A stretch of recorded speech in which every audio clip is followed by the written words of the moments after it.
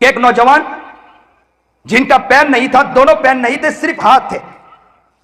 मालिक बिन दिनार कहते हैं कि तपती धूप थी, सख्त धूप के आलम में मैंने देखा कि एक नौजवान जा रहा है, फिसलते फिसलते अपने हाथ के सहारे, दोनों हाथ के सहारे चलते जा रहा था, इसलिए कि दोनों पैर मौजूद नहीं थे।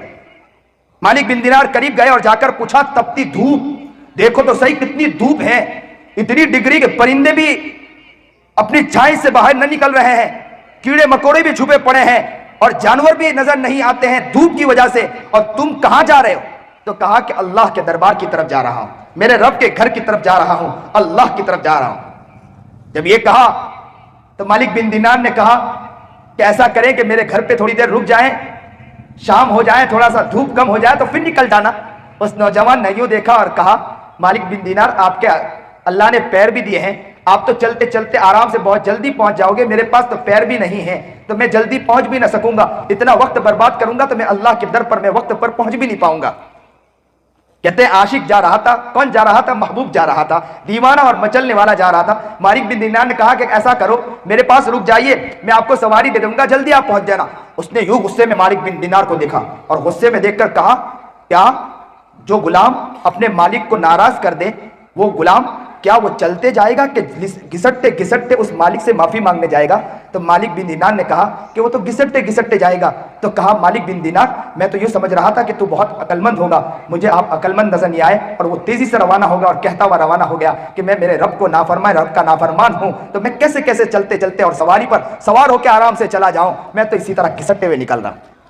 कहते हैं मालिक बिन दिनार कहते हैं कि उसी अरसे में अल्लाह ने मुझे भी हज की तौफीक दे दी और मुझे हज का अल्लाह ने मेरे लिए रास्ता खोल दिया।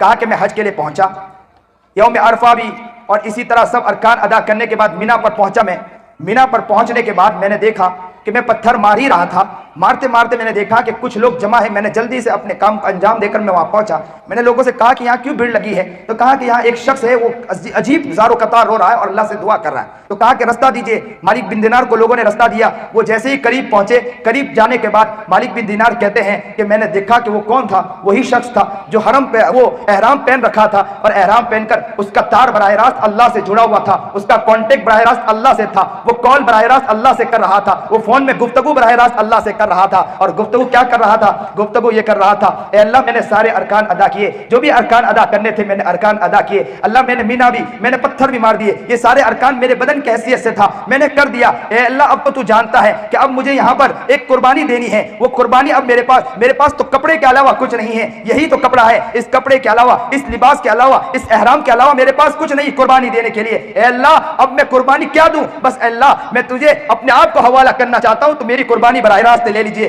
कहते हैं कि ये बोला और एक चीख लगाई और कलीमा ला इलाहा इल्लल्लाह कहा, उसने होश तोड़ दिया और वहीं दम बखुद हो गया और दुनिया से दारे फानी की तरफ, दारे फानी से दारे बका की तरफ चल बसा। अल्लाह अकबर कबीरा। क्या मोहब्बत थी, क्या प्यार था, क्या तड़पना था। लोग इस तरह तड़प कर काबतुल्लाह तक पहुंचा करते थे।